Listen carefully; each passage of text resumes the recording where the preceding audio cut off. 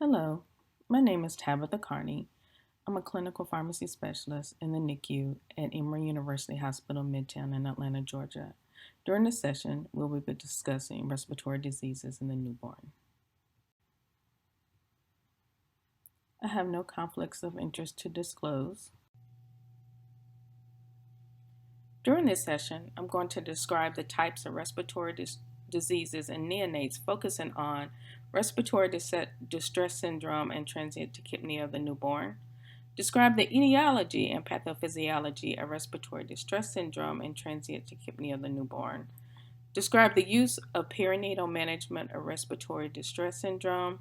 Describe surfactant management in respiratory distress syndrome. And describe the management of transient tachypnea of the newborn. So let's look at the types of neonatal respiratory diseases.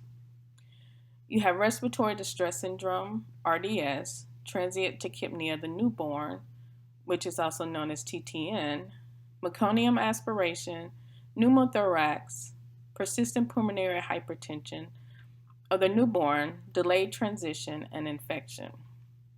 During this session, we're going to focus on respiratory distress syndrome and transient tachypnea of the newborn. There are several things you want to look at when you're working up a patient. First, you want to rule out sepsis. So you need a blood culture and a CBC with diff. Then obtain a blood gas to check the acid-base status. Blood glucose to check for hypoglycemia, because hypoglycemia can aggravate or cause tachypnea. Chest x-ray and then pulse oximetry to assess how much oxygen is needed.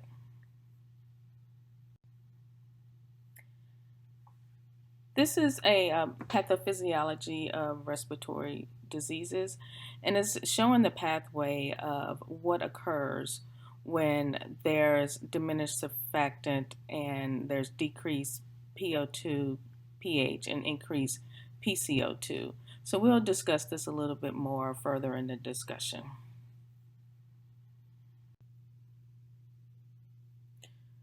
So the clinical presentation for respiratory diseases is tachypnea. This is the most common presentation with respiratory rates greater than 60 breaths per minute. There's grunting sounds with breathing, nasal flaring, chest retractions, and that is pulling at the ribs and sternum during breathing. There can be cyanosis during while on oxygen, lethargy, hypothermia, and hypoglycemia. So let's move on to our first disease, which is respiratory distress syndrome. RDS is the leading cause of respiratory distress in preterm infants. The risk of developing RDS decreases with increasing gestational age. It's seen in 60 to 80% of infants less than 28 weeks gestation, 15 to 30% in infants 32 to 34 weeks gestation, and 5% in infants 35 to 36 gestation. RDS can occur in 36 weeks or beyond or at term, but is uncommon and other diagnoses should be considered.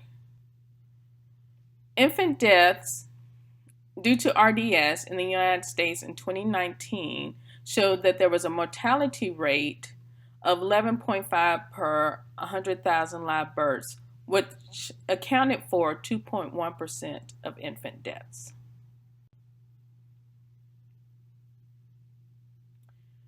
So looking at the risk factors of RDS, we've discussed prematurity. The next is advanced maternal age, and this is due to increased levels of maternal diseases, including hypertension, diabetes, and placental abruption in older women. These conditions are related with preterm delivery and cesarean sections. Cesarean sections have demonstrated a 2 to 4-fold increase in respiratory morbidity for babies born by elective C-section at 37 to 39 weeks gestation. The reason for this is likely due to a delayed removal of lung fluid and the lack of stress response which occurs during spontaneous labor. For patients with gestational diabetes, insulin has been shown to inhibit accumulation of surfactant protein. Another risk factor is multiple births because there's a high risk for preterm labor. Male sex and white race has been shown to be a risk factor, and this is because infants of African origin have had a reduced susceptibility developing RDS compared to Caucasian infants. The explanation for this finding is advanced lung maturation amongst African babies. And then the last risk factor is infections.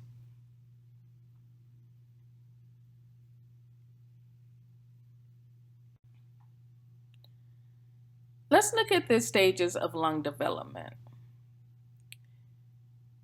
The first two stages are initial development of the lungs, and you're having some division of the peripheral airways.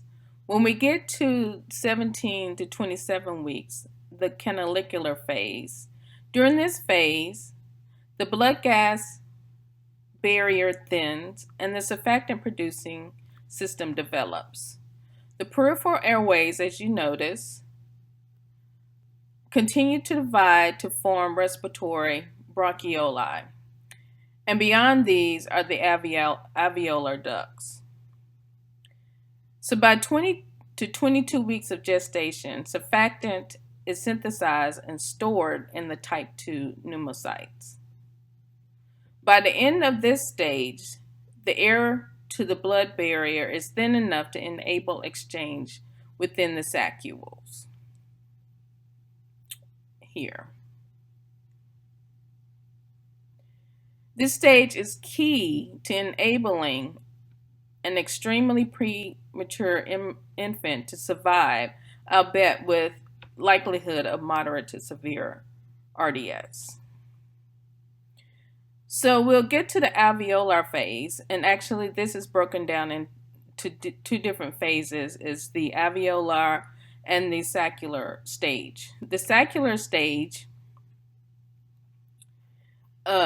is 28 to 36 weeks. During the last trimester, whole clusters of sacs form on the terminal bronchi. So if you notice here, you have more whole clusters of sacs.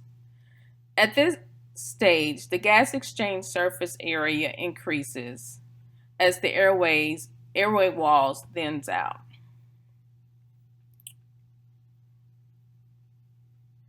And then during the alveolar phase, which is 36 weeks up to 2 years, this stage is where the alveolar formation and maturation occurs. So this is where you're going to have your most formation of surfactant and air exchange.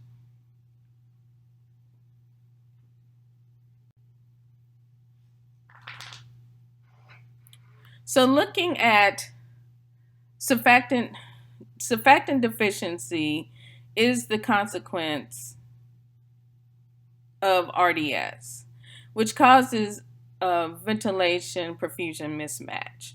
So you have 3 roles of surfactant.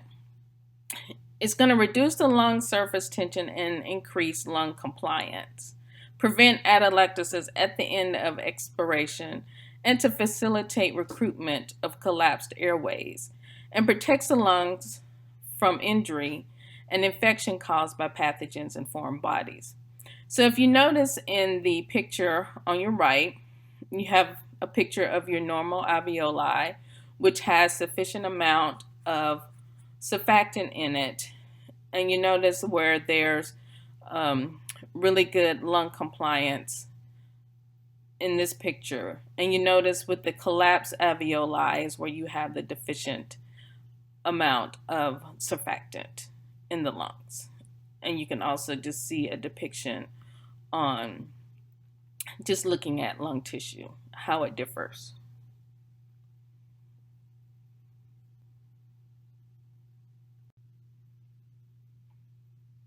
This slide shows the difference in lung compliance in a normal newborn versus a newborn with respiratory distress syndrome. So the surface pool is less than 10 milligrams per kg in preterm infants with RDS, which shows the lower compliance, compared with infants, with term infants who have an average of about 100 milligrams per kg of surfactant pool.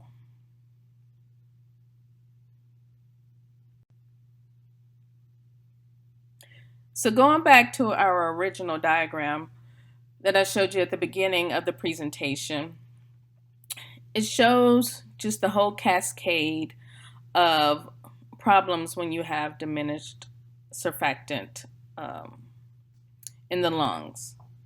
So the surfactant deficiency results in a ventilation perfusion mismatch. The combination of the deficient synthesis or release of surfactant within the small respiratory units and a compliant chest wall results in alveoli being perfused but not ventilated, which can result in hypoxia and atelectasis. So that can lead to hypoventilation. So the decreased lung compliance, small tidal volumes, increased physiologic dead space, increased work of breathing, and poorly ventilated alveoli leads to hypercapnia. And then the end result is going to be hypoxia, hypercapnia, and acidosis. So with the diminished surfactant, you're going to lead to these results. If it gets worse, it can lead to hypotension or shock, pulmonary vasoconstriction, and then alveoli hypoperfusion, impaired cellular metabolism, which can lead to the decreased amount of surfactant that can be released in the lungs. So you just have this cascading problems that's going on with your decreased surfactant. So when we look at the chest x-ray of a normal chest x-ray, you notice there's plenty of aeration into the lungs. But when we're looking at a baby with respiratory distress syndrome, you're going to see hypoexpansion of the lungs here. And then you're going to see a ground glass appearance within the lungs as well. So with the chest x-rays, this is included with your initial workup, which is including the blood culture, CBC with diff, blood glucose, and pulse oximetry. So this is your definitive diagnosis based off of the chest x-ray as to whether it's respiratory distress syndrome.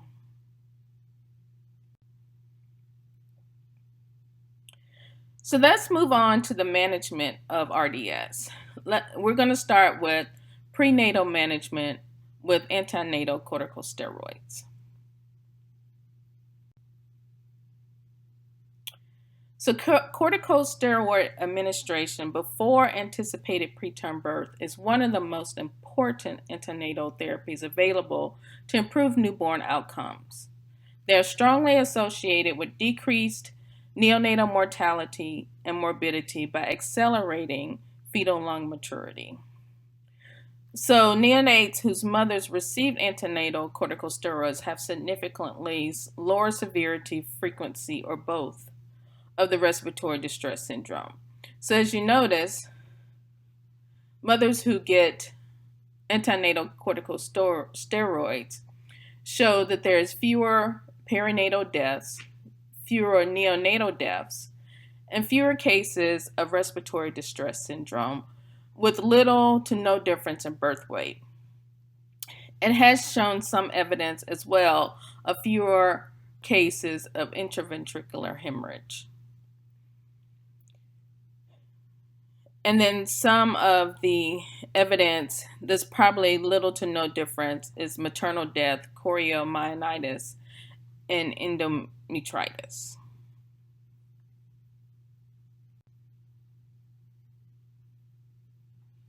So looking at the guidelines for antenatal corticosteroids and its use.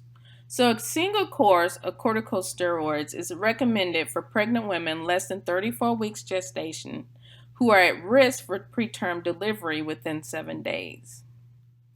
A single repeat course should be considered in women who are less than 34 weeks gestation who are at risk for preterm delivery within 7 days and whose prior course of antenatal corticosteroids was administered more than 14 days previously.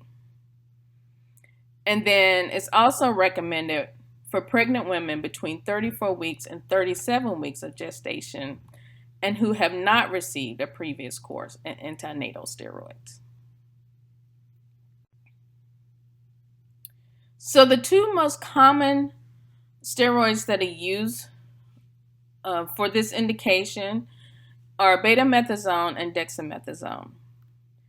Betamethasone dose is 12 milligrams IM every 24 hours times 2 doses, and dexamethasone is 6 milligrams IM every 6 hours times 4 doses. Betamethasone has been shown to cause less RDS than dexamethasone, so that's usually preferred over dexamethasone. So because treatment with corticosteroids for less than 24 hours is still associated with significant reduction in neonatal morbidity and mortality, a first dose of antenatal corticosteroids should be administered even if the ability to give the second dose is unlikely. Also, there's no benefit that has been demonstrated for courses with dosage intervals shorter than those outlined above, even when delivery appears imminent. So it's best to try to get that full course in prior to delivery. And then the benefit of corticosteroid administration is greatest at 2 to 7 days after initial dose.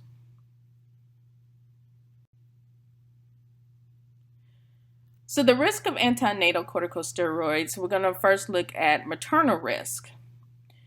So it can increase glucose for up to 5 days after administration. And there's a higher risk for glucose intolerance in diabetic women. So they need to be monitored more closely. The risk to the baby is that antenatal corticosteroid administration affects fetal growth. Babies who receive antenatal corticosteroids have a lower birth weight than those that receive placebo. A dose response is seen, and babies that receive multiple courses of antenatal corticosteroids are most affected with reductions in weight, head circumference, and length. Another concern is that antenatal corticosteroids may have effects on brain development. An individual patient data meta-analysis of effects of repeated antenatal corticosteroids is reassuring in that no differences were seen on death or neurodevelopment in follow-up studies. However, emerging evidence suggested that there may be detrimental effects on long-term development, particularly in term-born infants who were exposed to antenatal corticosteroids. So this is discussed with the mother at length prior to providing antenatal corticosteroids. So let's move on to postnatal management, which is our surfactant treatment. Surfactant replacement was established as an effective and safe therapy for immaturity-related surfactant deficiency by the early 1990s. So it lowers surface tension at the air-liquid interface and thus preventing alveolar collapse, as we discussed before, interacting with subsequently killing of pathogens or preventing their dissemination and modulating immune response. Because of that, surfactants decreases the need for ventilation support, decreases the risk of pulmonary air leak, and decreases mortality and the combined outcome of death or bronchopulmonary dysplasia, also known as BPD.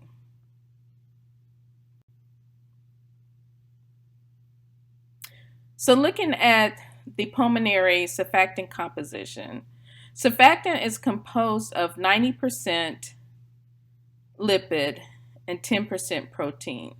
The lipid content contains primarily phospholipids, specifically DPPC, which is this here, which is responsible for the biophysical function of surfactant.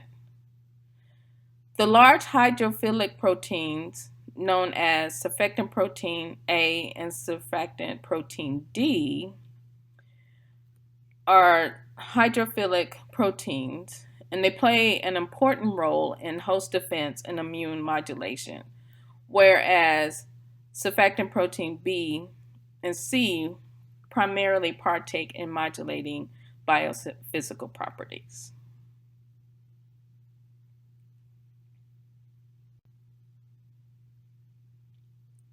So there's two types of surfactants. There are the animal-derived surfactants and the synthetic surfactants. The animal-derived surfactants contains a combination of surfactant lipids and proteins.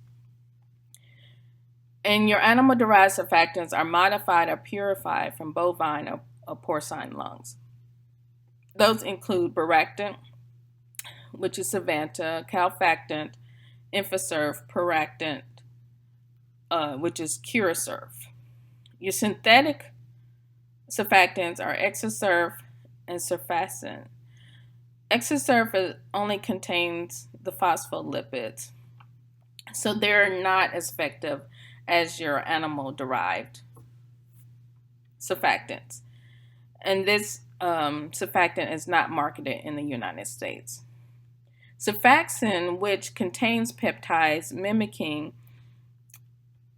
SPB, was considered to mimic the activity SPB and has been shown to be equivalent to Baractant and Peractant, but this surfactant has since been discontinued.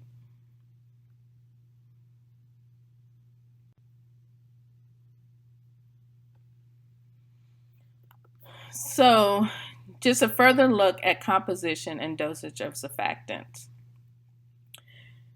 We have our animal-derived surfactants, which is your Baractant, Calfactant, and Peractant. You notice they have their main phospholipids, which is the DPPC, which we mentioned earlier. And then you have your proteins. The dosing is based off of the phospholipid compound, and each surfactant has a different concentration of phospholipids. So your Baractant has a concentration of 25 milligrams per ml. Calfactant is 35 milligrams per ml, and Peractant is 80 milligrams per ml. So as we mentioned earlier, the surface pool is less than 10 milligrams per kg in preterm infants, and compared to term infants who have 100 milligrams per kg. So your ideal dose would be your 100 milligrams per kg. So studies have shown that the minimum requirement amount of surfactant therapy is 100 milligrams per kg, and an initial dose of 200 milligrams per kg has led to statistically significant improvement in oxygenation and decreased need to retreat, although there are no survival benefits. So with the different concentrations, you can also see the different amount of the volume is going to be different as well. With your synthetic surfactants, as you notice, with the Exosurf, which is 100% phospholipid, is going to have a lower concentration of 13.5 milligrams per ml. And then your Surfaxin has a combination that mimics concentration at 30 milligrams per ml. And both of these are going to have your higher volume needed for the doses that you need.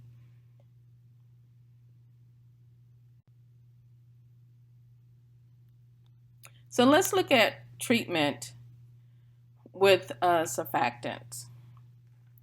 So prophylactic treatment is where you're providing exogenous surfactants within 10 to 30 minutes after birth to infants at risk for RDS. So this is used to prevent the development of severe RDS.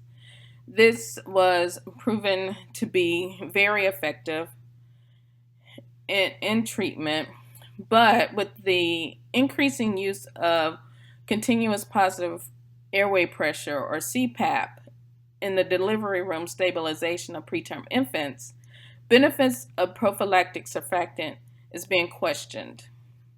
So studies have shown that infants receiving prophylactic surfactant had a higher incidence of BPD or death than did infants stabilized on CPAP alone.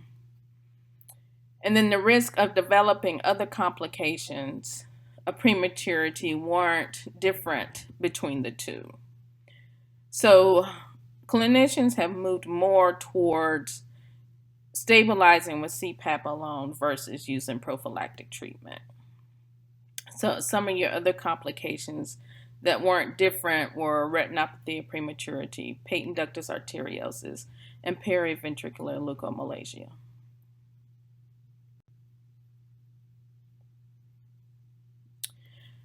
So the next option is selective treatment. So with the rescue treatment, this is given to preterm infants with established RDS and is administered within the first 12 hours after birth when specific threshold criteria of severity of RDS are met.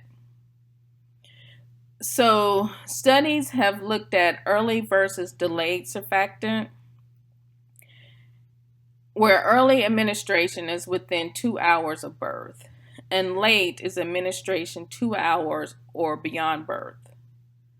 A number of studies comparing early to late surfactant has shown that with early surfactant, there is significant decrease in mortality, decrease in BPD at 36 weeks, reduction in risk of air leak with no increase in the risk of pulmonary hemorrhage or severe intraventricular hemorrhage.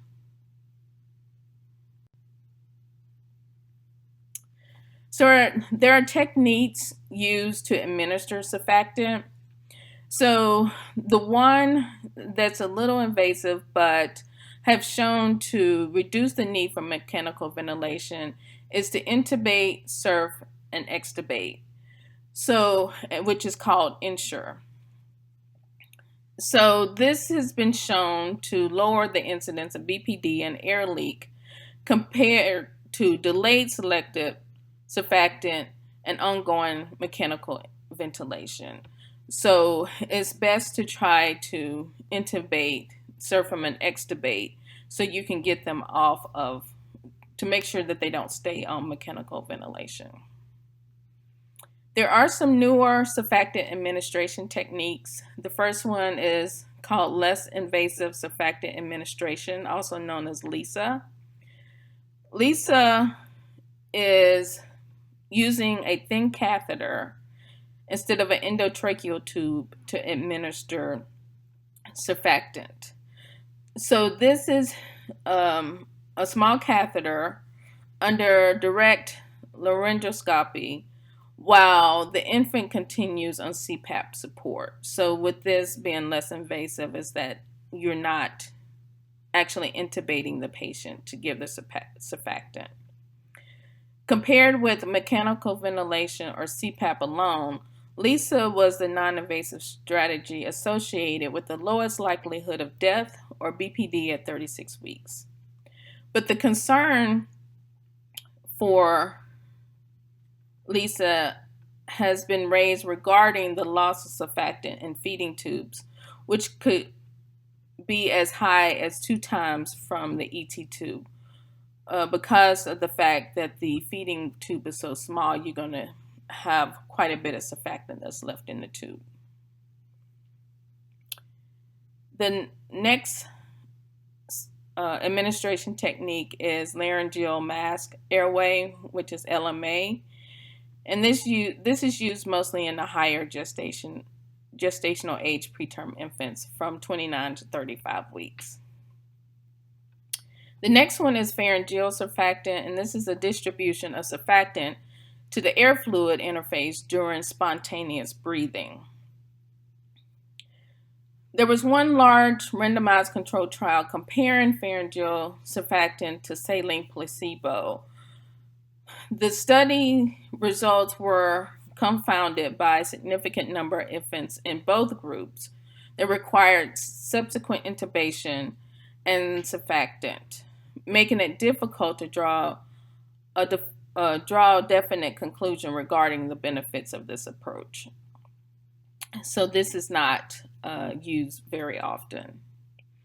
Then the last technique is nebulization. And this is the only truly non-invasive method of surfactant replacement. However, the effect of nebulized surfactant depends on a number of important factors, including optimal particle size, stability of the substance after nebulization, and the loss of particles in relation to an effective dose. Early clinical studies using jet nebulizers did not show significant clinical benefits, but there are other studies with newer devices that have shown to deliver higher doses of surfactant to newborn lungs. So this is a promising non-invasive surfactant administration. So when we look at the baby's lungs before surfactant and after surfactant, before surfactant, we talked about the diffuse ground glass appearance, hypoexpansion of the lungs, and the lungs being white due to collapsed alveoli.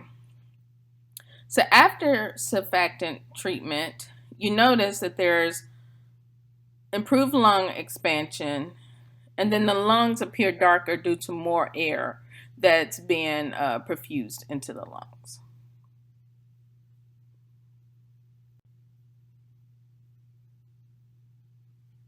So looking at our 3 animal-derived surfactants that are available in the United States, Baractant or Savanta was the first surfactant marketed in the United States.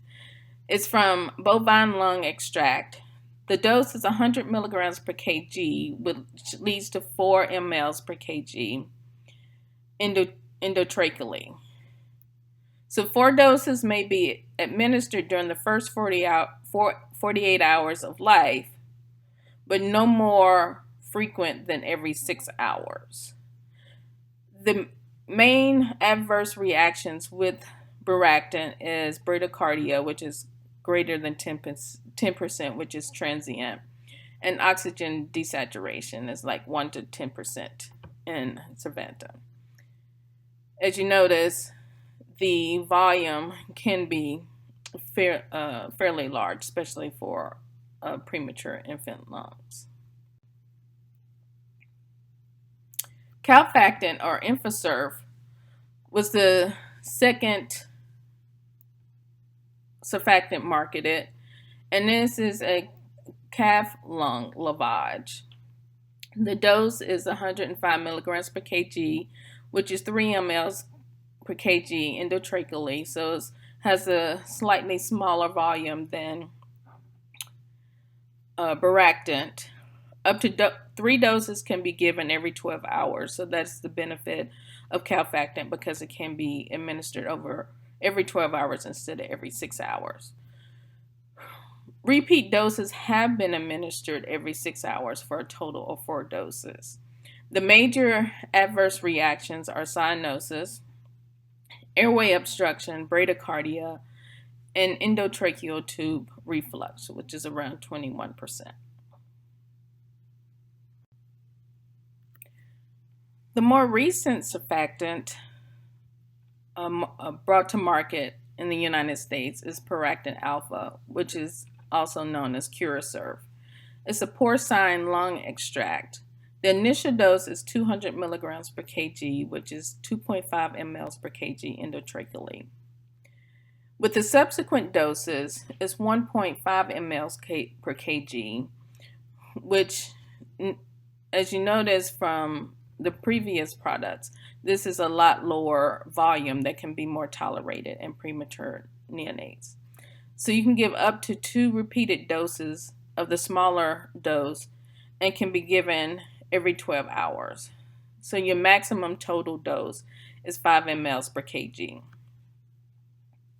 The major adverse reactions with Paractin Alpha is patent ductus arteriosus, hypotension, bradycardia, obstruction of the endotracheal tube, which has been shown to be less in Paractin than calfactant, and then pulmonary hemorrhage, which is less than 1%.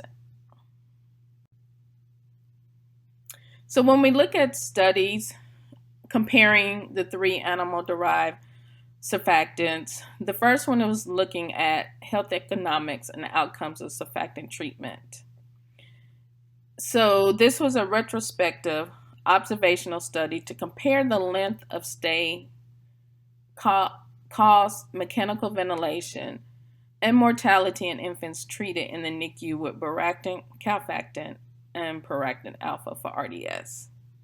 They looked at preterm infants with RDS, gestational age 25 to 36 weeks, and the weight was plus or minus greater than or equal to 500 grams, and the age was less than or equal to 2 days on the first surfactant administration.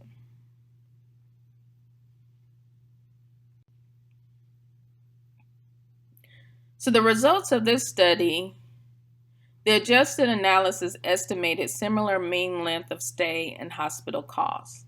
Infants on Baractin and calfactant were more likely to be on mechanical ventilation on day 3 and day 7 than Paractant. The adjusted NICU mortality was significantly higher with only calfactant and Paractant. Only higher with calfactant than Paractant.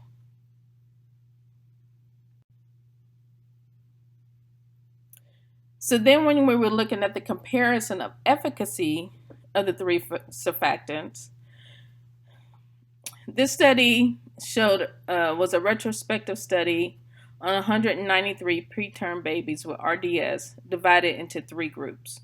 Group 1 was Baractant at 100 milligrams per kg.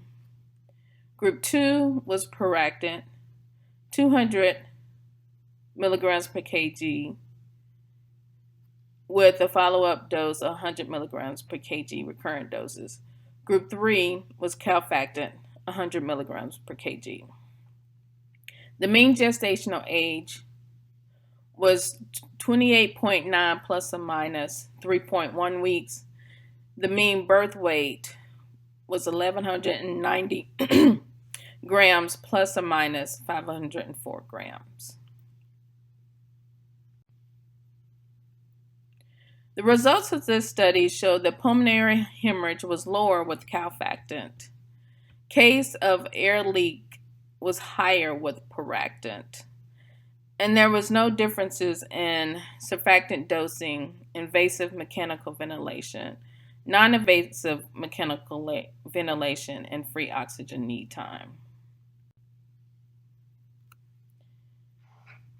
It also showed incidents of hemodynamically significant patent ductus arteriosus and surgical treatment, BPD, necrotizing enterocolitis, high grade 4 interventricular hemorrhage, and greater than stage 3 retinopathy of prematurity, and time to start full feedings and time to discharge were similar between the study groups. Sepsis and mortality were lower with calfactant, and there were no statistically significant difference in any of the results. So the conclusion to this study was that Paractant, and calfactant had clinically similar efficacy in patients with RDS.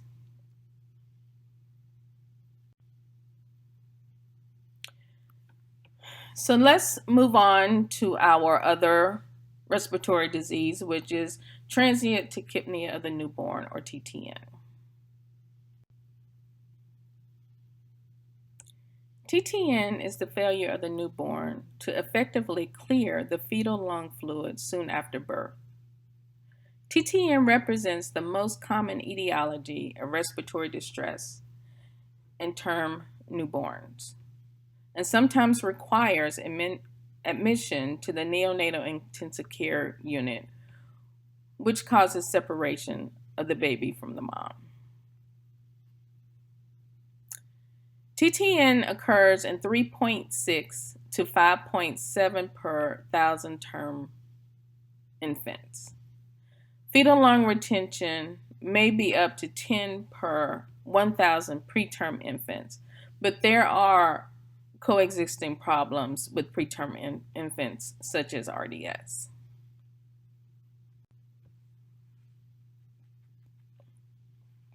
So just looking at the pathophysiology of TTN.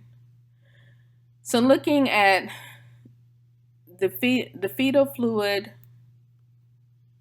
filled lungs do not participate in gas exchange, but the lung volume approximates the functional residual capacity of the air-filled lung after birth. So this, even though it's not participating, it does show the functional residual capacities. So there's no gas exchange. You have your lymphatic system, and then active secretion, a liquid lung.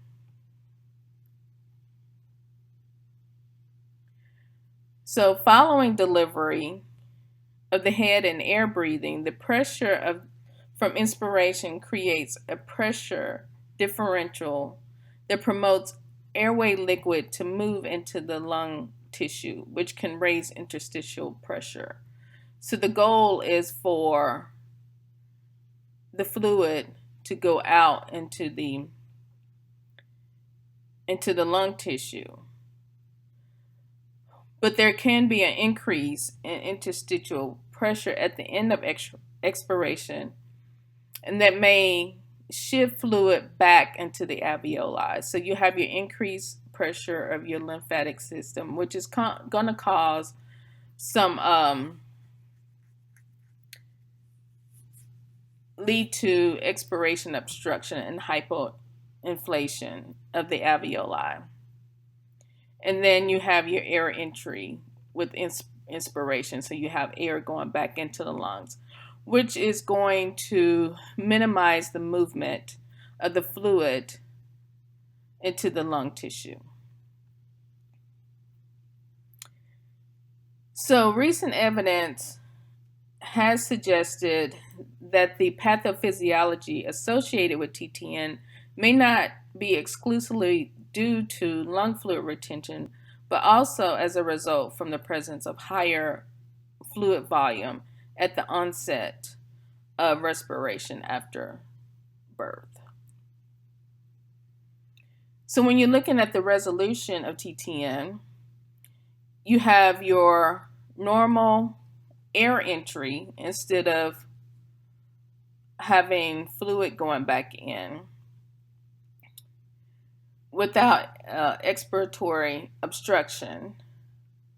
Then that negative interstitial pressure allowing resorption of lung liquid into the tissues. So you have your normal air entry and the fluid is going out of the tissue. So you're going to have that improved gas exchange with your alveoli compared to the mild hypoxemia with TTN.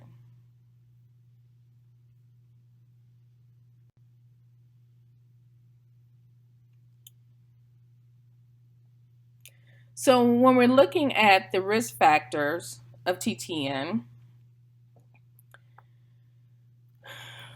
one of the main risk factors is going to be your elective cesarean section without labor.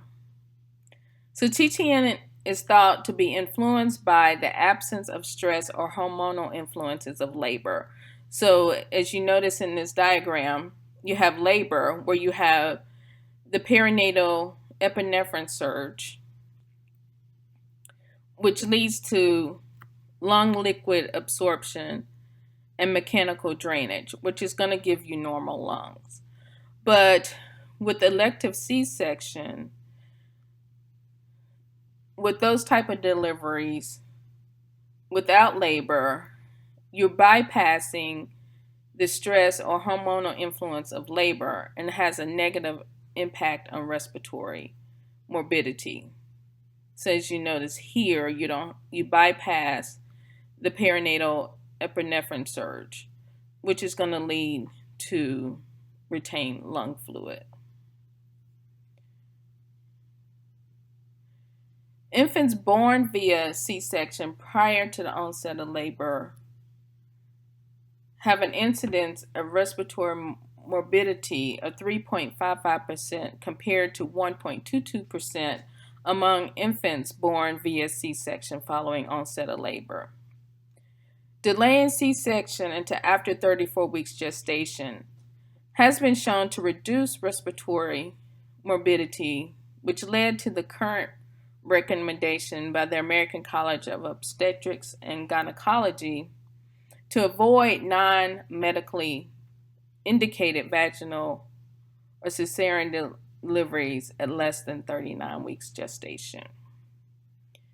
So as you notice, there are other risk factors which include maternal diabetes, macrosomia, cesarean section, which we discussed, male sex, and maternal asthma, and then delivery of lower gestational age, including late preterm.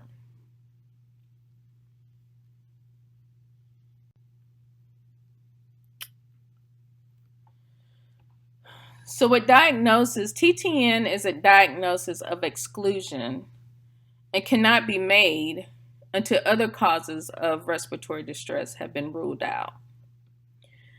So when you're looking at the differential diagnosis with TTN, you have to think of trachea. So one differential diagnosis would be transient tachypnea of the newborn, respiratory infections, aspiration syndromes, congenital malformations, hyaline membrane, which is also known as RDS, edema, and air leaks. TTN tends to present within 2 hours of birth with tachypnea, grunting, nasal flaring, retractions, and occasionally cyanosis. Typically, the tachypnea is between 60 to 80 breaths per minute. However, the degree of tachypnea can sometimes be substantial and exceed 80 to 100 breaths per minute. And TTN can persist for 72 hours.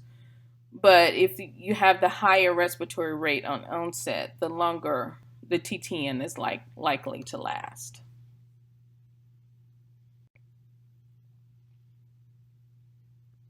So just looking at the chest x-ray of a baby with TTN, so your retained lung fluid may result in diffuse streaky pulmonary interstitial areas in the lungs. And then you can have like a starburst appearance in the lungs as well. And then there may be a degree of hyperinflation and pleural effusions that are usually small, which happens here. So you have your hyper expanded lungs here. You can see how extended the lungs are. And then occasionally there is mild cardiomegaly that can be seen on the x-ray as well. So you can see how large the heart is on the lungs. On the yeah.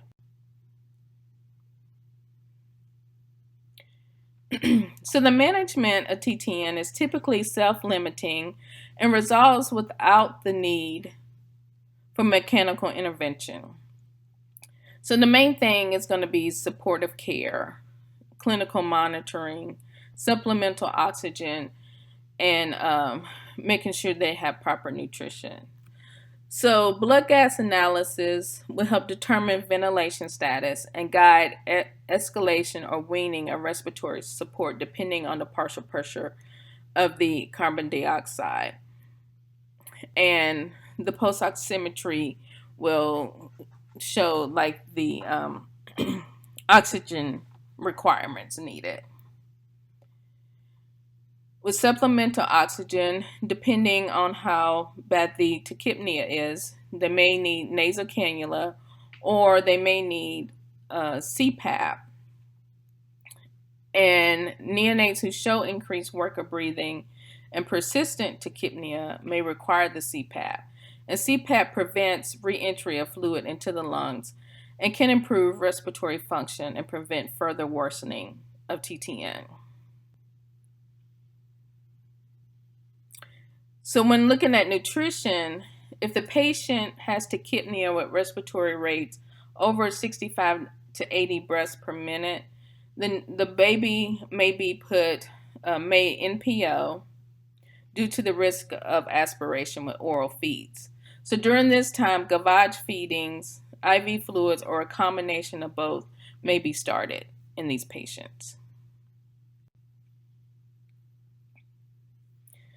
So there have been other treatments that have been reviewed for the treatment of TTN. One of them is fluid restriction. Fluid restriction in patients with TTN has been shown to reduce the duration of symptoms and decrease the duration of respiratory support.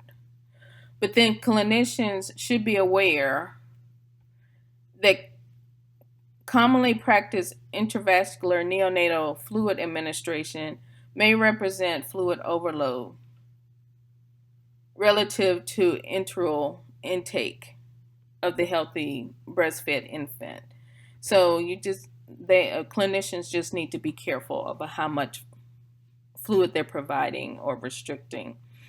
So a large-scale clinical trials are needed before restriction becomes fully implemented. So with the current review posted here, they evaluated the efficacy and safety of restricted fluid therapy versus standard fluid therapy in decreasing duration of oxygen administration and need for ventilation. And they found limited evidence to establish benefits and harms of fluid restriction. So more studies are needed to find where the prominent use of fluid restriction can be used. So the next treatment was looking at diuretic therapy. And diuretic therapy has been studied as a potential medication to aid in lung fluid clearance. So in this review, they evaluated whether diuretic administration reduces the duration of oxygen therapy and respiratory symptoms and shortens hospital stay in term infants. So in this study,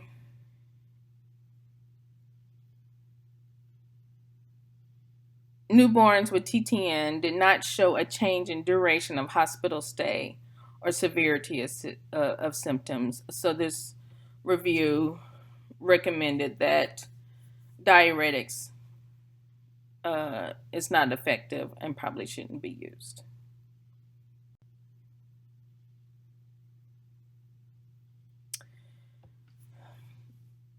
So reviews have tested the hypothesis that a relative deficiency in catecholamines may play a role in the etiology of TTN. So this review assessed whether epinephrine compared to placebo, no treatment or other drugs excluding salbutamol, is effective and safe in the treatment of TTN in infants born at 34 weeks or greater. Inhaled epinephrine did not reduce the duration of treatment with oxygen or the need for respiratory support. So there's just insufficient data on efficacy and safety of epinephrine.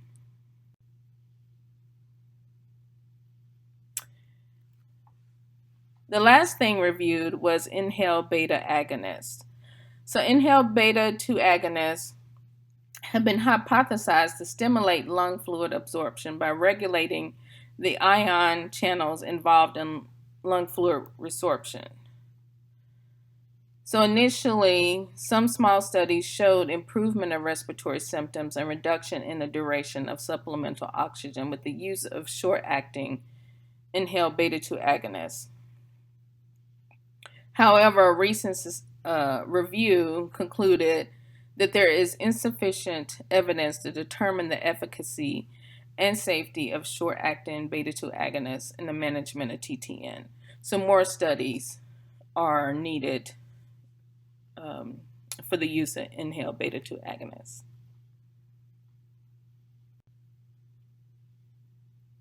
So we've gone through the two main respiratory diseases that we wanted to talk about in this session. So just going over a quick overview of clinical pearls. So just remember that RDS is the leading cause of respiratory distress in preterm infants and is inversely related to gestational age and weight. RDS is the direct consequence of surfactant deficiency. The administration of antenatal corticosteroids to women imminent for preterm delivery is beneficial in maturation of fetal lungs and is strongly associated with decreased neonatal morbidity and mortality. Surfactant replacement in preterm infants reduces mortality, decreases the incidences of pulmonary air leak, and lowers the risk of chronic lung disease and death.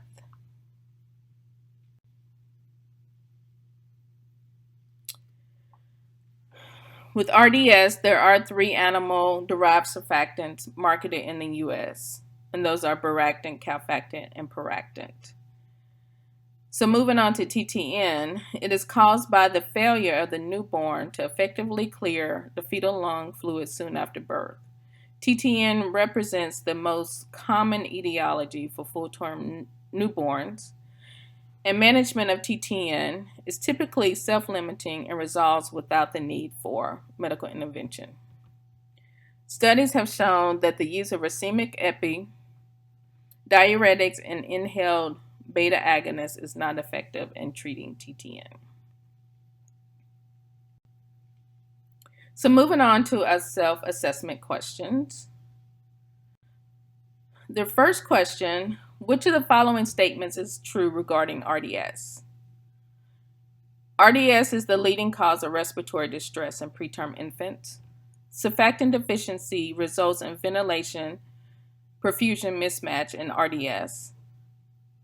The risk of developing RDS increases with increasing gestational age.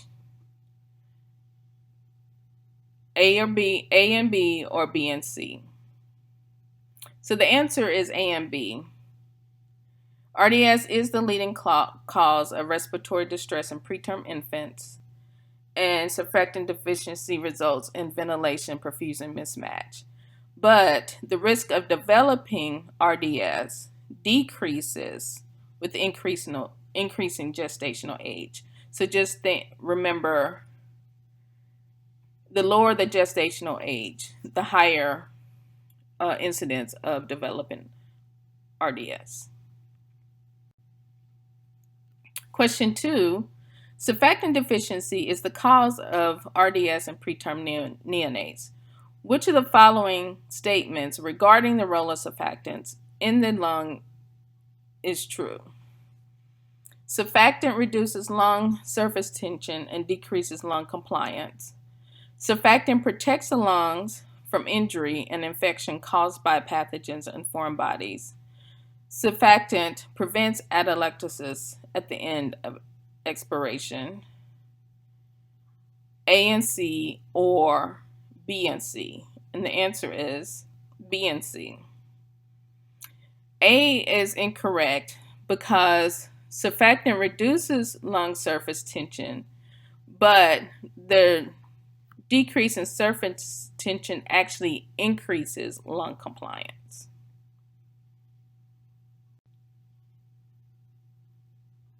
So which of the following statements regarding surfactant replacement therapy is true? With increasing use of continuous positive airway pressure, or CPAP, in the delivery room stabilization of preterm infants, benefits of prophylactic surfactant is being questioned. Early surfactant administration was associated with a significant decrease in mortality and BPD at 36 weeks. Animal-derived surfactants are more effective than protein-free synthetic surfactants, or all of the above. And the answer is all of the above. So all are true.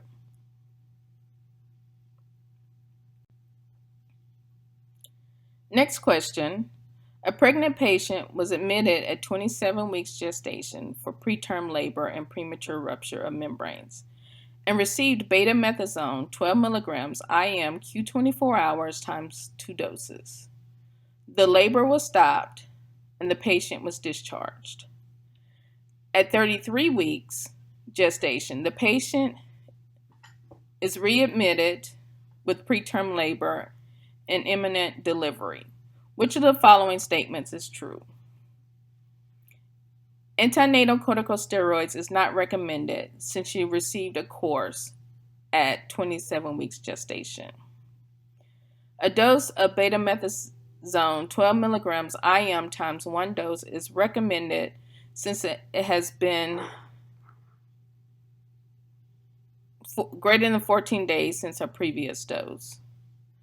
C, a second course of betamethasone 12 milligrams IM Q24 hours times 2 doses is recommended since it has been greater than 14 days since her previous dose, or none of the above. The answer is a second course of betamethasone of 12 milligrams IM Q24 hours times 2 doses is recommended since it has been greater than 14 days since her previous dose. A is not true because it has been greater than 14 days since her previous dose, so it is recommended for her to get a second course. B is not true because there's no evidence that has been shown that given a partial course of antenatal steroids to improve mortality or morbidity. So even when labor is imminent, it's best to try to get the full course of antenatal steroids administered. And then question 5, which of the following statements is true regarding TTN? TTN is only seen in full-term newborns. Fluid restriction has been shown to be the best therapy in decreasing the duration of oxygen administration in neonates with TTN. Cesarean section with or without labor is a risk factor for TTN. TTN is typically self-limiting and resolves without the need for mechanical ventilation, or the answer is B and C. So the answer is B and C. TTN is the most common cause of respiratory distress in full-term newborns, but it can also be seen in preterm newborns, but it's also coexists with RDS with preterm newborns. Fluid restriction actually has not been shown as a benefit to standard fluid administration, so that makes B incorrect. And then we've talked about cesarean sections with or without risk factor as a risk factor. And then TTN, you usually do supportive care because it's self-limiting. So I have my references listed on the next two slides. This concludes the presentation of respiratory diseases in the newborn, and I'd like to thank you for taking the time to listening to this presentation. Again, my name is Tabitha Carney. I'm a clinical pharmacy specialist in the neonatal intensive care unit at Emory University Hospital Midtown in Atlanta, Georgia. Thank you.